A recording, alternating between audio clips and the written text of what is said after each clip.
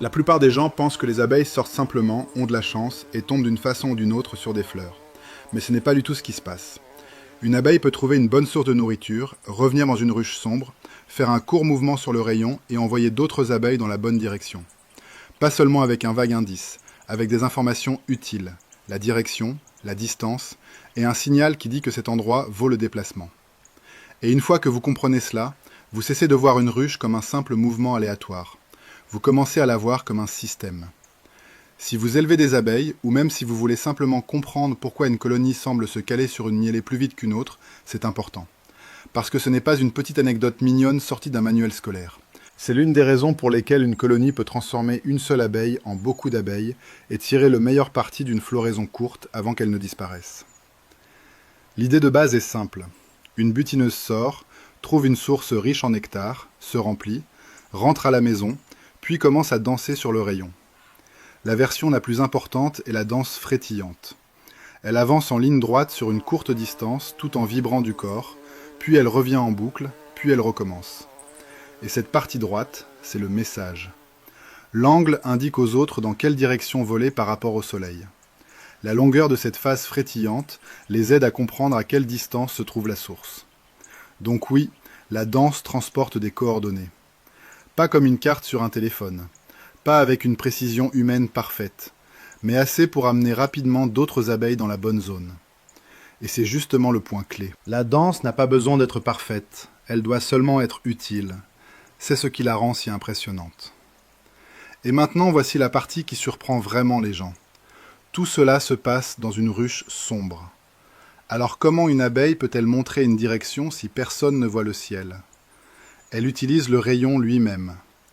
Sur un rayon vertical, le haut représente la direction du soleil.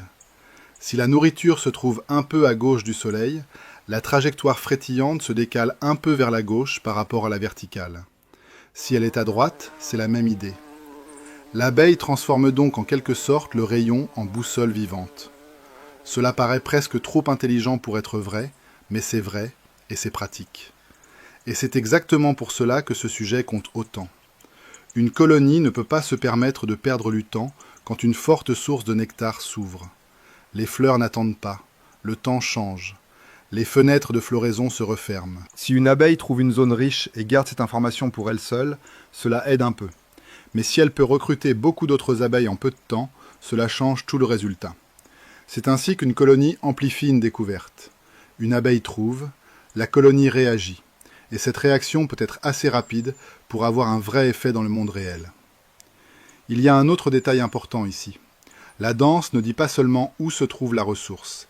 Elle dit aussi si cette ressource vaut la peine d'être exploitée.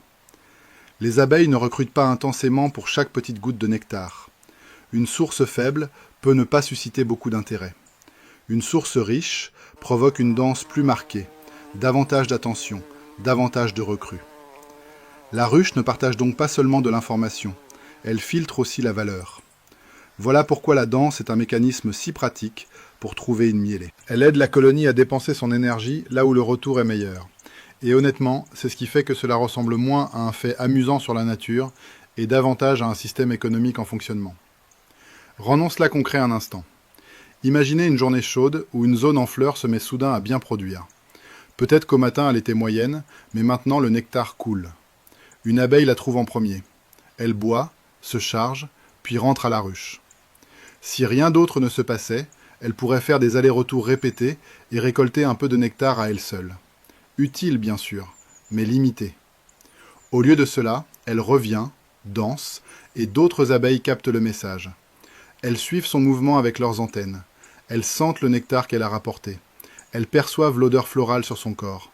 Puis elles partent. Au bout d'un moment, ce n'est plus une seule abeille qui travaille cette zone, mais beaucoup. C'est ainsi que la colonie passe de la recherche à l'exploitation. Et si vous vous êtes déjà demandé pourquoi l'activité à l'entrée de la ruche peut soudain paraître plus concentrée certains jours, voilà une partie de la réponse. La colonie s'est peut-être calée sur une source qui vaut la peine d'être partagée. Maintenant, une erreur fréquente consiste à croire que la danse fonctionne comme un code magique d'instruction. Ce n'est pas le cas. Les reprues doivent encore sortir, lire le monde, utiliser les odeurs, utiliser la lumière, utiliser leur expérience et chercher dans la bonne zone. La danse réduit le champ de recherche. Elle les oriente dans la bonne direction. Elle leur donne une idée de la distance probable. Elle ne les téléporte pas sur une fleur. Et c'est important, parce que si on simplifie trop cela, on passe à côté de ce qu'il y a de réellement intelligent là-dedans. Les abeilles combinent plusieurs types d'informations. Le mouvement à l'intérieur de la ruche, l'odeur de la source de nourriture, les conditions extérieures, leur propre perception. La danse est puissante parce qu'elle s'intègre dans un système plus large, pas parce qu'elle fait tout toute seule. Si vous êtes apiculteur, il y a ici une leçon très pratique. Ne regardez pas le butinage comme un simple trafic aléatoire. Observez avec plus d'intention. Placez-vous près de l'entrée et faites vraiment attention. Les abeilles reviennent, elles, avec un but clair. Y a-t-il un mouvement régulier vers l'intérieur? Est-ce que toute l'entrée semble organisée plutôt que dispersée? Puis observez l'intérieur de la ruche avec le temps.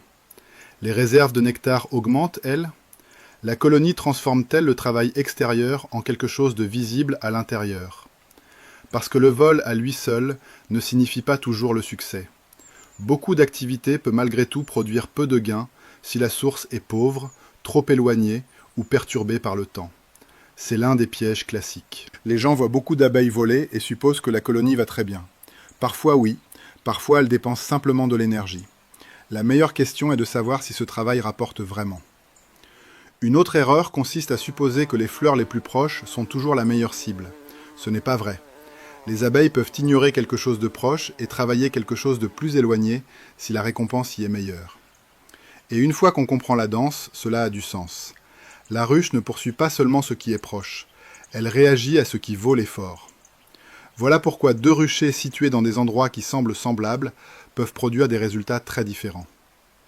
Le paysage que les humains remarquent n'est pas toujours celui que les abeilles valorisent le plus. Et voici encore quelque chose que beaucoup de gens ne voient pas.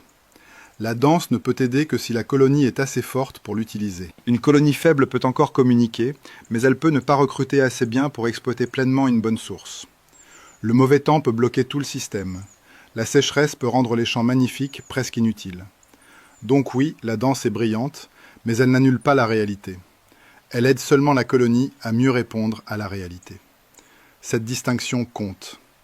L'une des preuves les plus fortes de tout cela vient de simples expériences avec des nourrisseurs.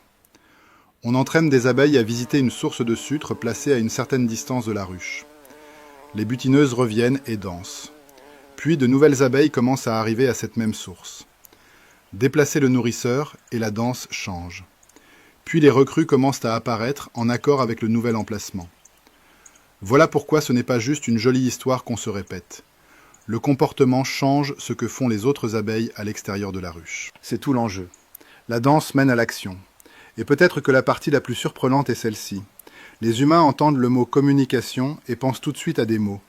Les abeilles nous rappellent qu'une communication utile n'a pas besoin de mots du tout. Cela peut être un mouvement, cela peut être un rythme, cela peut être un code partagé lié au soleil, à la gravité, aux odeurs et à l'expérience. Pour moi, c'est là le vrai moment de surprise. Pas que les abeilles dansent dans un sens poétique, mais qu'un corps en mouvement sur un rayon puisse envoyer de vraies ouvrières dans un vrai paysage et contribuer à nourrir toute une colonie. Donc, si quelqu'un dit que la danse des abeilles n'est qu'une histoire charmante, la réponse est non. C'est un outil de terrain, c'est un système de recherche, c'est une partie de la façon dont une colonie transforme une découverte chanceuse en récolte coordonnée. Et une fois qu'on voit cela, la vie de la ruche paraît beaucoup moins aléatoire et beaucoup plus intelligente. Si cela a changé votre regard sur les abeilles, abonnez-vous, laissez un commentaire, et dans la prochaine vidéo, nous irons un peu plus loin pour voir comment les abeilles éclaireuses aident une colonie à prendre de grandes décisions quand elle a besoin d'un nouveau foyer. Parce que si les abeilles peuvent partager les coordonnées d'une source de nourriture sans un seul mot, qu'est-ce qu'elles se disent encore en silence que nous sous-estimons toujours ?